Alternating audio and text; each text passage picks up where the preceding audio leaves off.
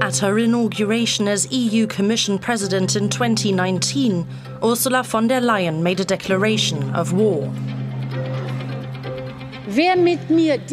Anyone who wants to help me strengthen and grow Europe, to help make it flourish, will have me at his or her side as a passionate fighter. But anyone who wants to weaken and divide Europe and strip it of its values will find me a fierce opponent.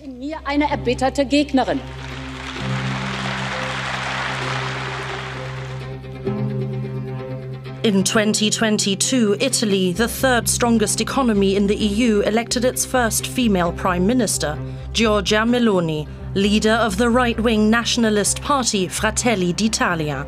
In her campaign speeches, she had made it clear who should call the shots in Europe.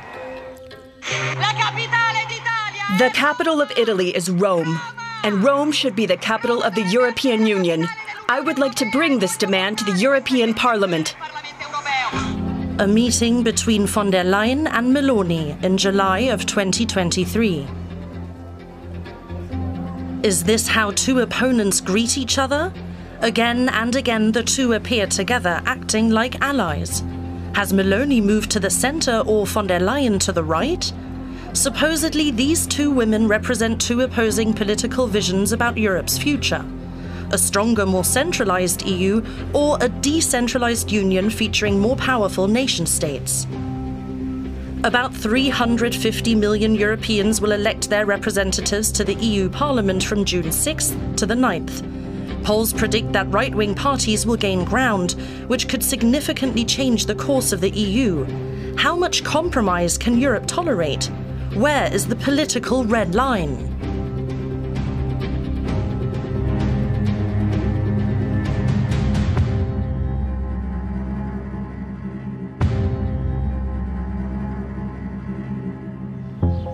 The European Parliament in Strasbourg, France. MPs are voting on a final set of proposed laws and regulations before the upcoming election. These regulations will affect the lives of people across the continent. Vote is closed. In favor. Rejected. Against. Of course, new regulations only have a chance if proponents can find the votes needed to pass them. The different political camps must reach an agreement in advance. Only a united Europe has a chance to survive in the world of tomorrow. Europe must be given the means to act, to have the agency of a normal state. However, alongside supporters of a strong Europe, there are nationalists for whom many European regulations go too far. The problem in the last years is this attempt to remove competences from the nations. So our view of the European Union is the European Union is an alliance of free nations. EU opponents are even further to the right. Initially, they wanted to abolish the EU. Now they are aiming for a radical change of European policy. We don't want this union, this bureaucratic monster with its negative effects for Germany, but a confederation of European nations. Right, left, and centre all represent legitimate political positions. But the more radical the stance, the less willing its proponents are to compromise. Journalist Erik Bonser has lived and worked in Brussels for 20 years. The European Union is a union of 27 sovereign member states. These states are holding elections, and the shift to the right we see in the results cast a long shadow. We've already had right-wing victories in some large EU countries, like Italy, Sweden, Finland, and now most recently, the Netherlands. This is already having an impact. In the European Parliament, MPs do not sort themselves by national parties, but into groups with similar political platforms. The pro-European camp still has a majority, consisting of the centre-right, Liberals, centre-left and Greens. The Parliament contains two right-wing factions. One is hard-right with strong EU skeptics or opponents of the Union. Its members come mainly from France and Germany. Members of the other faction describe themselves as moderately right. They include representatives from Giorgia Meloni's party or Polish MPs from the PIS party. With citizens facing inflation, high energy costs, war, and a flow of refugees, those offering simple solutions can score political points. All the polls say that there will be a shift to the right. This means that nationalists, right-wing populists, and some post-fascists will make gains, and the pro-European camp could become weaker. Right-wing MEPs blame economic problems on EU policy and want to strengthen national interests. They favour a policy of hardened borders directed against migration. In France, for example, self-declared French patriots are taking to the streets in protest, boosting the standing of far-right leader Marine Le Pen. She claims migration is leading to a disintegration of national identity and says France would be better represented in a loose confederation of states. She is calling for the election of her EU candidate. We must all stand behind Jordan Bardella. He will represent the voices and aspirations of millions of patriots who reject this Europe. The situation in France is worrisome because Marine Le Pen and her National Rally Party are ahead in the polls. Le Pen's niece, Marion Maréchal, is running for another right-wing party in the European election campaign, Reconquête, Reconquest. Its platform calls for reclaiming power from the EU and the country from foreigners. Against Islamization, insecurity, and unrest. Long live France. These days, campaigns play out on social media. Maximilian Krah, lead EU candidate for the AfD, a party being monitored by the German Domestic Intelligence Service, is very active online. Krah was too radical even for French and Italian hardliners, who voted to kick the AfD out of the right-wing ID parliamentary group. The AfD is not against Europe. It is against the EU, with its bureaucracy putting the country into debt and leading us into war. Krah keeps his videos short and simple.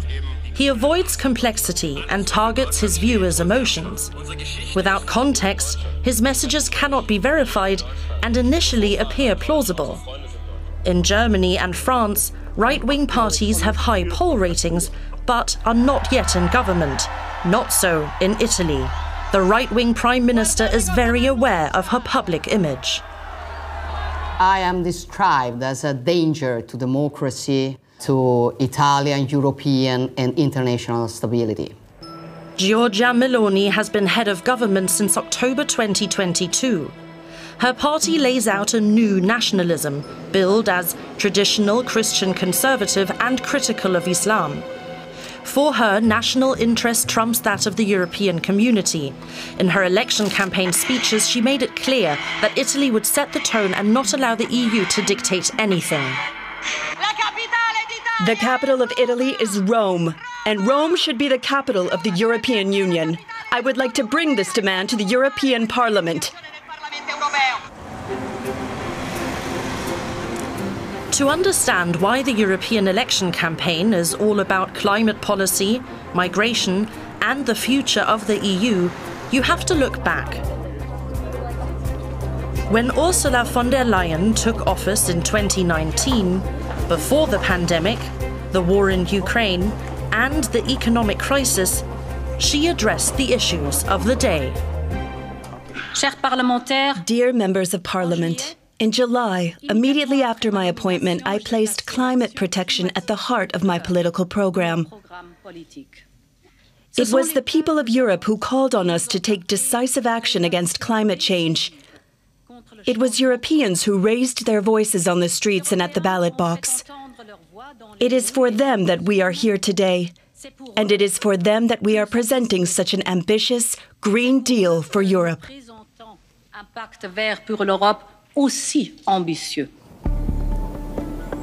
The Green Deal is the EU's answer to the catastrophic consequences of climate change. It stipulates an end to Europe's greenhouse gas emissions. The EU wants to funnel €1 trillion into sustainable power generation, effective building insulation, and new mobility concepts for the transformation of industry and society. The Green Deal sets out the guidelines which Parliament and Member States are to implement. MPs in the European Parliament have been working since 2019 to implement von der Leyen's climate programme.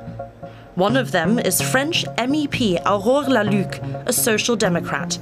The financial expert is looking for a fair way to finance the climate agenda. We need money to drive ecological and social change. It requires astronomical amounts of public investment to prevent people from becoming unemployed and to enable industrial transformation. In short, we need public money.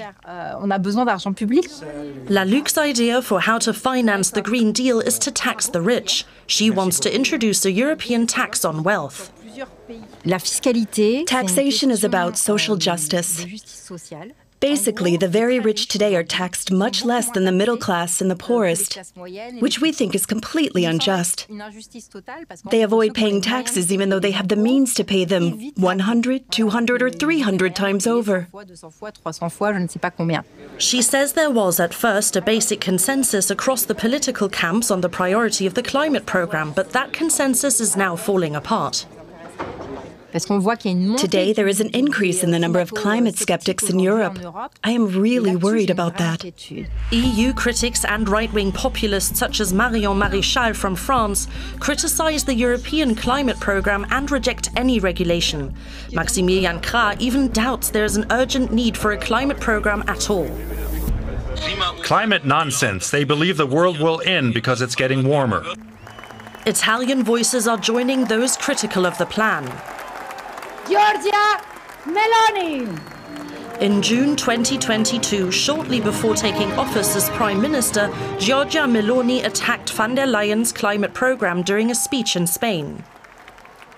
Con el fondamentalismo climatico del Pacto Verde. Calling it climate fundamentalism. Meloni has yet to lay out her version of a climate policy that would not affect jobs or economic growth. Von der Leyen reacted strategically. The Italian flood disaster in May 2023 provided her with a template, show support and at the same time use these occasions to narrow the gap on matters of climate policy. A winning strategy? In the European Parliament, Italian MPs are trying to put the brakes on climate policies that don't suit Giorgia Meloni. Meloni's man in Brussels is her right-wing Nationalist Party colleague, Nicola Procaccini. He is one of two leaders of the European Conservatives and Reformists, or ECR for short. He led the successful effort to torpedo legislation restricting the use of pesticides and protecting biodiversity and consumers. On the use of pesticides, let us note with great satisfaction that the proposal that was put to a vote, which would have massacred Italian agriculture, has not been passed. The EU wants to halve the use of chemical pesticides by 2030, but Italian MEPs and other right-wing and conservative parties reject passing binding regulations. Like Meloni, Procaccini is in favour of prioritising national over EU-wide interests. Critics fear that other member states taking up the Italian approach would lead to a growing gap of interests, leading to conflicts that cannot be resolved. One of them is MEP Aurore Laluc from the Social Democrats. She says the attitude of the Italians already seems to be rubbing off on other members of parliament. The centre-right is moving further to the right.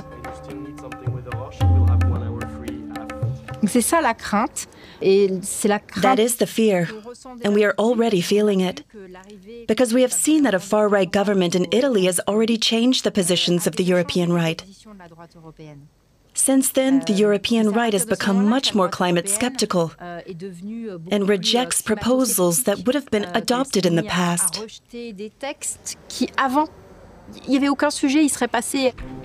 Her accusations are aimed at the centre-right, that is the Conservatives, and with that, at perhaps the most powerful MEP, the head of the largest parliamentary group, Manfred Weber. In Europe, he is the party and parliamentary group leader of the European People's Party, the EPP. In Germany, he is the deputy party leader of the Christian Social Union, the CSU. The majority of Weber's parliamentary group joined the right-wing Italians around Nicola Procaccini and voted against von der Leyen's pesticide restrictions. Is Weber's group reaching out to the right and extreme right? Weber says the EPP has drawn up clear guidelines. What is not acceptable is that those who bear responsibility here in the European Parliament reject the project as such, reject the European idea of a democratic Europe working together. That is the red line. That is the firewall we need. For the EPP, there are three central criteria. First, everyone we work with must accept today's Europe in its structures and want to help shape it. The second is, anyone who wants to be a partner for us today must work with Ukraine, must support Israel, must ensure that we support those who stand up for our values. And the third principle, we must defend the rule of law. That means supporting independent media and an independent judiciary. I rule out cooperation from my party with the AfD, with Kaczynski, with the PIS in Poland, or with Le Pen in France, because these people cross those red lines. It's a clear rejection of the extreme right's opposition to Europe.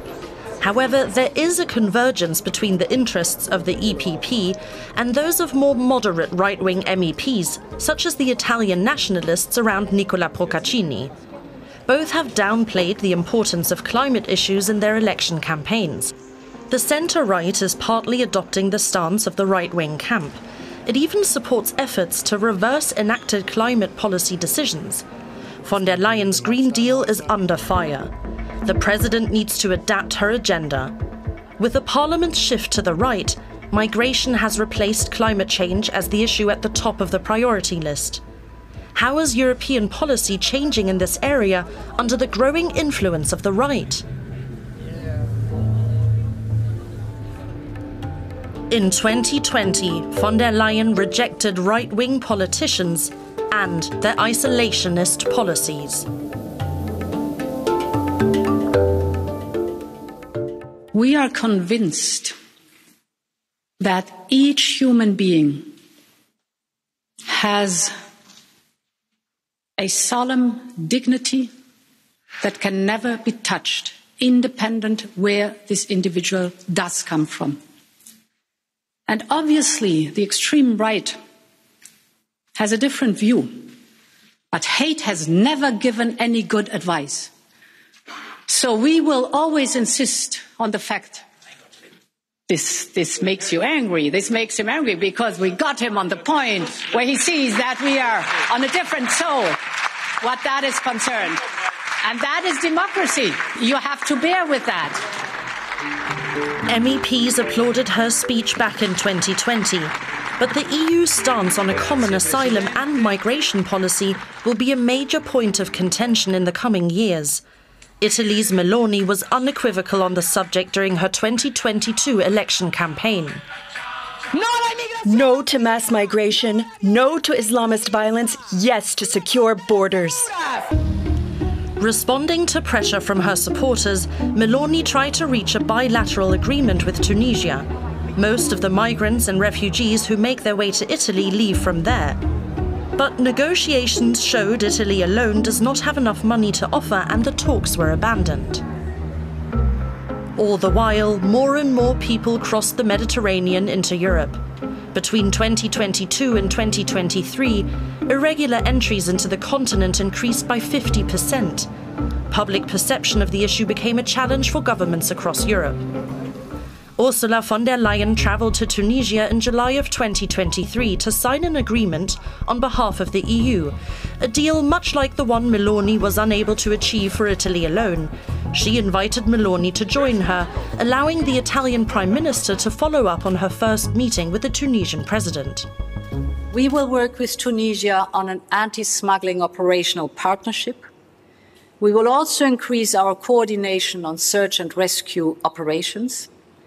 And we agreed that we will cooperate on border management, anti-smuggling, return and addressing root causes in full respect of the international law.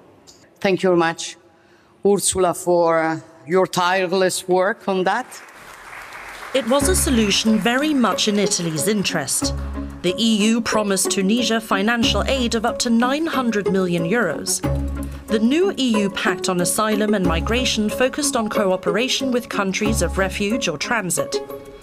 Although the approach followed that of previous agreements, such as the one with Turkey in 2016, critics note the EU's growing tendency to seal itself off. A tendency they attribute to the continent's political shift to the right. Shortly after the agreement was signed in September 2023, conditions on the Italian island of Lampedusa go from bad to worse. With ever more refugees arriving from Tunisia, Ursula von der Leyen promised to help by deploying Frontex, the European Border and Coast Guard Agency. Meloni insisted she would take tough action.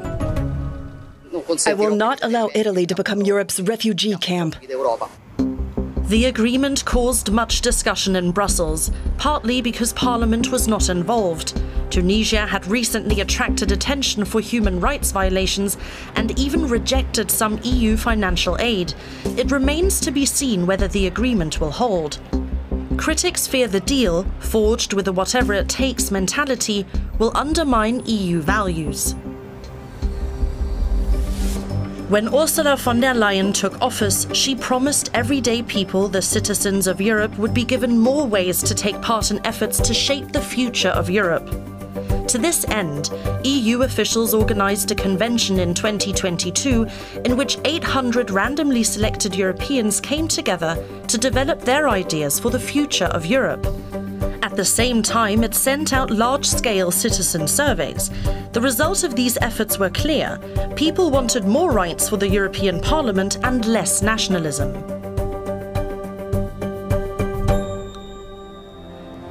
In September of 2023, in her last State of the Union speech before the election, von der Leyen took stock and outlined the path forward that European voters had called for. Vive l'Europe! Long live Europe! Lang lebe Europa! As with any election, it will be the time for people to reflect on the state of our union and the work done by those that represent them.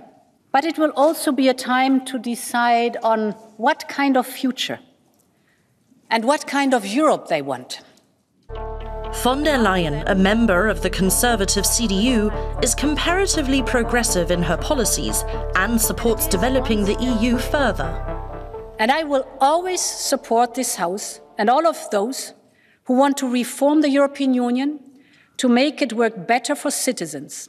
And yes, that means including through a European Convention and treaty change if and where it is needed. Von der Leyen supports reforming the EU, which would require treaty changes. Since its beginning, the European idea has been based on a comprehensive set of treaties. Every step towards greater cooperation has been based on new treaty regulations that define exactly who has what power. Treaty amendments are massive interventions in a complex set of rules and require the consent of member states and their heads of government. An EU summit of government leaders is held in Brussels at least 4 times a year. The EU currently has 27 member states. As stipulated in the treaty agreements, that means 27 heads of government have a say in key European issues, such as finance, foreign policy and security. Because decisions must be unanimous, agreements usually take a long time to reach. I'm not a big fan of these late-night meetings, but sometimes they're necessary. Because we know we can't leave here tonight without a result. Because then Europe would be at loggerheads and would have nothing to show for its efforts. One person responsible for many a long night is Viktor Orban, the right-wing conservative Prime Minister of Hungary. In December 2023, he used his veto to stop EU aid for Ukraine. Critics see this blockade as an attempt to exert pressure on the European Union. This is the status quo with only 27 member states. Were the EU to grow even further, the unanimity principle might well make the Union ungovernable. Among other things, a reform of the EU with more power for Parliament and the Commission would mean replacing this principle with a majority principle. The nationalists among the heads of government, such as Orban for Hungary or Meloni for Italy, oppose this change.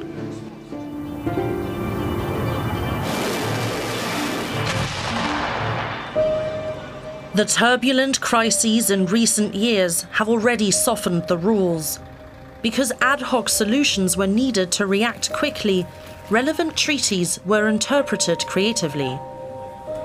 During the pandemic, the EU stood united behind von der Leyen, developing and distributing vaccines in record time. The Commission has negotiated the broadest portfolio of vaccine candidates so that vaccinations can start immediately. Member states followed suit, knowing full well they were stronger together and would not be able to handle the situation better on their own. We had vaccine procurement and health policy at the EU level. We'd never had that before. It's not in the EU treaties. In his 20 years as a European reporter, Erik Bonser has never seen such an expansion of powers within the European Union. Von der Leyen is pulling the strings, to put it bluntly. She rules over Brussels like a queen.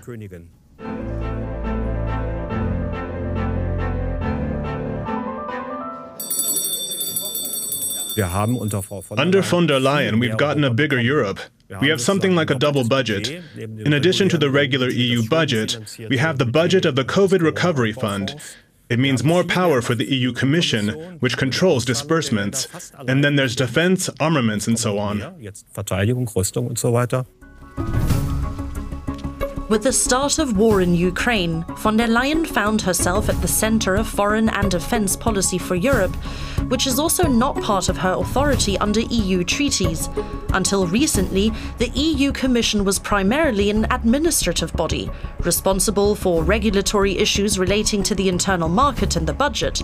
Power politics was seen as a purely national matter, reserved for the governments in the capitals. But von der Leyen is now standing alongside major players against Russia, giving Europe greater visibility on the world stage. We have systematically worked on putting together a large sanctions package. And by we, I mean the European Commission, along with the US, the UK, and Canada. For the nationalists among member states, this goes too far. They fear a strong EU leadership means a loss of power for member states. They do not want any EU treaty reform that would give the Union even more power. Nicola Procaccini, Giorgia Meloni's man in Brussels, gave an important press conference the day before the European Parliament voted on whether to tackle changes to the EU treaties.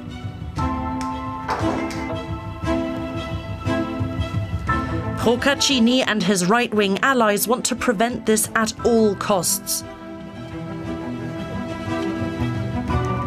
The possibility of being outvoted on important EU issues and transferring further national power to the EU is unacceptable to them. Hello.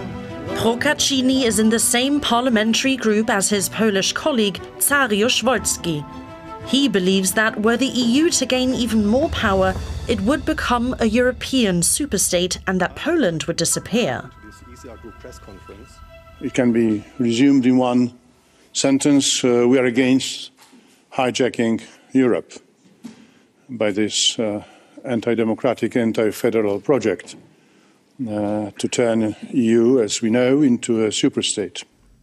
The right-wing nationalist Nicola Procaccini also thinks the core issue is a simple question of direction, pitting nation-states against the EU. For our group, this battle is the mother of the battles. This is something that we will face now in the next European elections and forever. The day of the vote, Parliament was being asked to decide whether to follow Ursula von der Leyen's vision of more Europe or follow the right-wing alliances to block this effort. During the last few minutes before the decisive vote, MEP Aurore Laluc and her team were getting ready. Alongside possible EU treaty amendments, there were many other issues on the docket. Laluc knew how she wanted to vote on her bills, but needed to be briefed by her team on the many efforts spearheaded by her colleagues.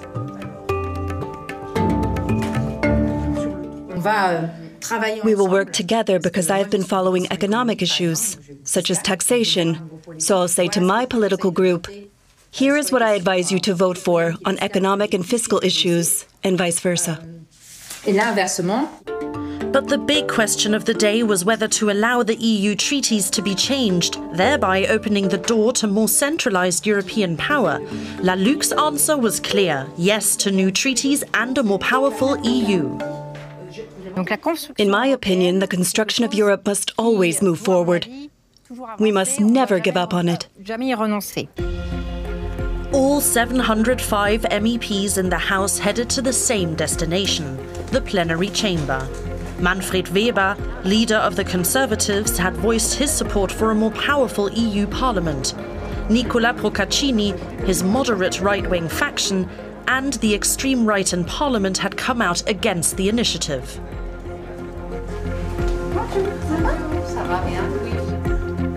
Okay, guys, follow me. I follow you.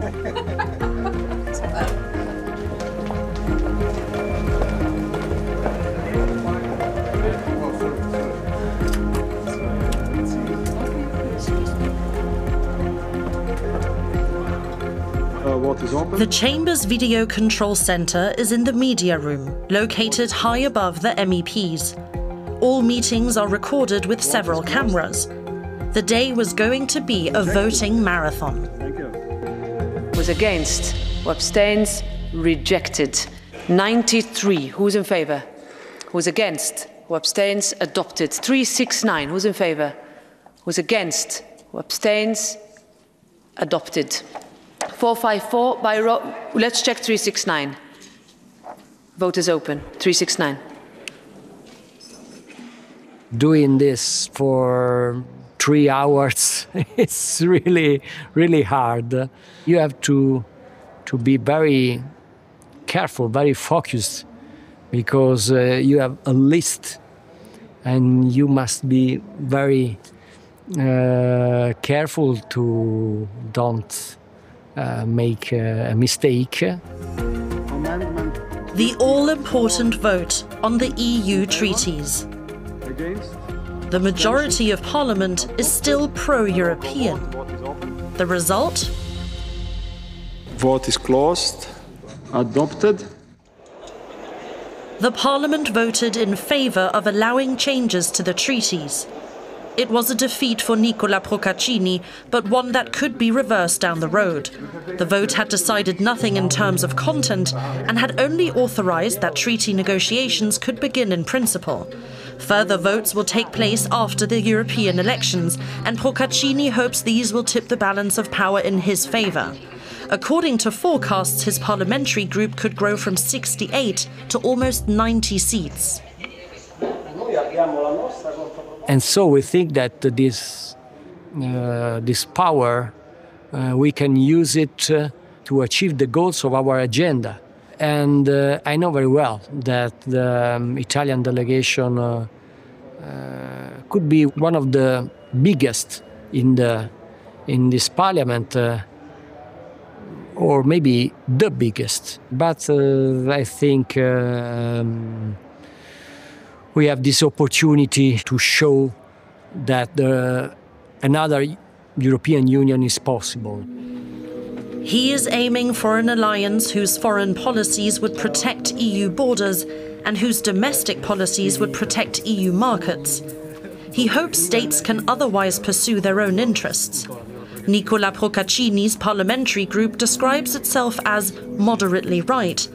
Supporters of Giorgia Meloni's coalition partner in Italy, the more radical Lega party, belong to the extreme right-wing Identity and Democracy group in the European Parliament. It also includes France's National Rally Party and used to include the AfD.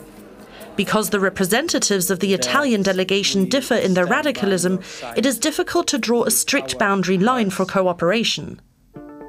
This is because the European Parliament's centre of power is expected to shift after the election. The two right-wing groups could be the big winners. The moderate right-wing ECR is expected to grow, and the extreme right-wing ID faction could become Parliament's third strongest force. The pro-European camp with the centre-right group, the Liberals, the centre-left group, and the Greens will likely lose seats but will still form a significant bloc. Right-wing groups are unlikely to achieve a majority in Parliament, but with around a quarter of the seats they could cause significant disruption. Further development of pan-European regulations would be made more difficult and require more unity within the pro-European camp. With election day looming, the focus among MEPs is on building future alliances.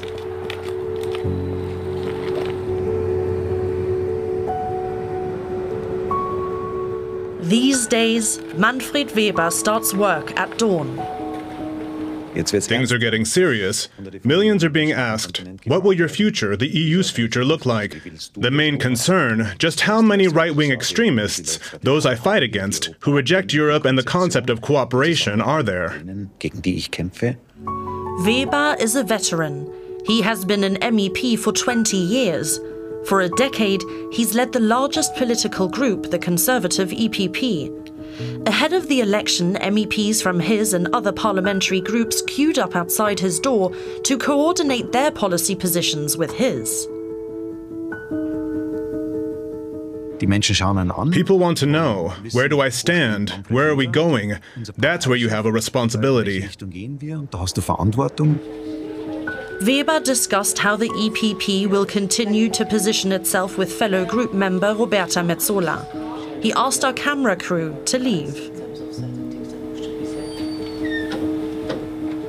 Weber and his parliamentary group's opposition to von der Leyen's course on climate policy has led many in Brussels to wonder what cooperation will look like after the election.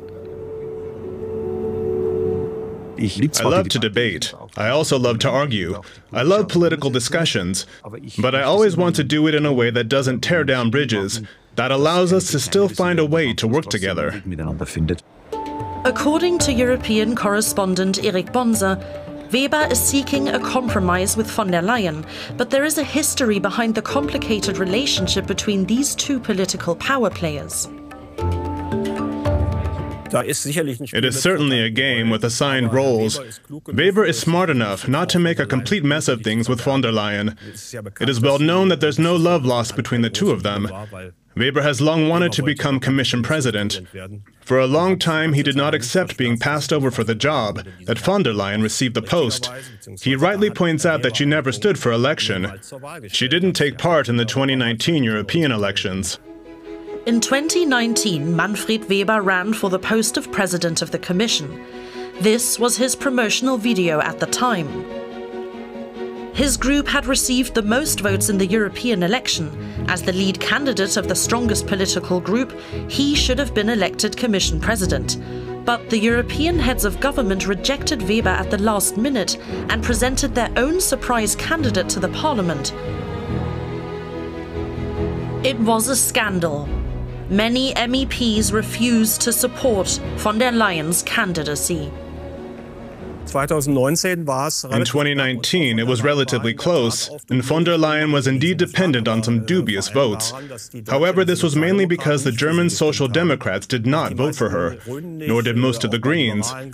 There were also some outliers among the Liberals and even among the Christian Democrats. Votes in favor, 383. She was elected by a very narrow margin. The votes of the right-wing conservatives from Hungary and Poland secured victory for von der Leyen.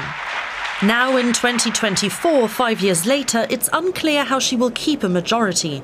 Votes from the right-wing camp could once again play a decisive role. We can see that von der Leyen can get along very well with right-wing politicians. Take Giorgia Meloni. Von der Leyen is very skillful. She simply involves her. She goes to Tunisia with Meloni and says, "This is our deal now." Then Meloni can no longer complain about her. After all, they did it together. And I suspect that she will deal with others in the same way. Although her parliamentary group elected her as its lead candidate, von der Leyen is calling for an economic focus in future climate policy, which party colleagues consider to be too green. French MEP Aurore Laluc takes a pragmatic view of von der Leyen's time in office. She is someone who has faults, like everyone else. But she was a true embodiment of Europe in difficult times. I think of the war in Ukraine, I think of COVID. Apart from that, maybe it would be good to have a debate. A real debate about who should be at the head of the next Commission. And maybe some change would also be good. Finding a compromise will become more difficult, regardless of who takes over the Commission. It has long been apparent that the strategy of integrating the right has also led to a shift to the right. The price? A minimal common climate policy, sealing off Europe against migration, and little chance of tackling treaty reforms. Voters will soon decide which path Europe will take in years to come. The more right-wing extremists there are in Parliament, the more blockades there will be, and the more concessions will be needed. Many of the problems Europe will face in years to come can hardly be tackled by one country alone. This means a Europe capable of acting in concert with a common policy could become more important than ever.